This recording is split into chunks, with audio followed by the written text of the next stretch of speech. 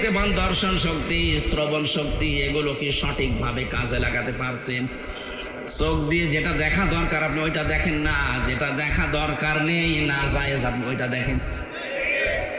পাশে গোরস্থান, যেহেতু বহু মানুষ এখানে বসে আছে, এই যে মোবাইল, এমন এমন দৃশ্য এর ভেতরে সেভ করে রেখেছেন যেটা নিজে দেখলে আনন্দ পান আর অন্য দেখলে আপনার লজ্জা লাগে।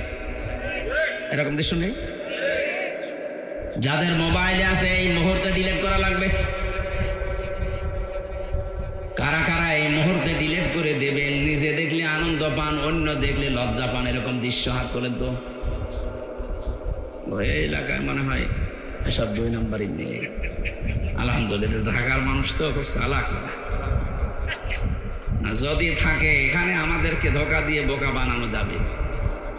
যিনি আপনাকে বানিয়েছে, এখানে বহু মানুষ এরকম নেই। নিজের মোবাইলে, কম্পিউটারে, টিভির পর্দায় নিজে দেখলে আনন্দ লাগে, অন্য দেখলে লজ্জা পায়, এরকম দৃশ্য নেই? এটা কবিরা গুনাহ। নিজে দেখলে ভালো লাগে, আনন্দ লাগে, মজা লাগে, অন্য কেউ দেখলে আপনি কষ্ট পান, লজ্জা পান, শরম পান, এটা হারাম। এই মুহূর্তে যদি এটা ডিলিট না করেন আপনার ইবাদত বন্দেগীতে মজা পাবেন না। এটা করে দেন, দেখেন ফজরের নামাজে কি একটা শান্তি পান। এখনই করে দিন, ওইটা চলে যাস, অত করে দেওয়া দূরের কথা, ওইটা চলে যাস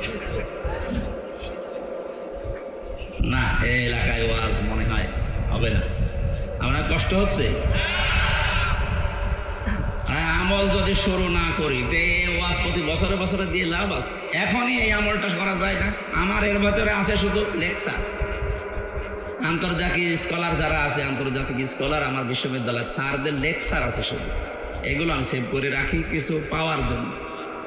আপনার মোবাইলে আছে পরিমণির নাচ, বলেন সুবহানাল্লাহ।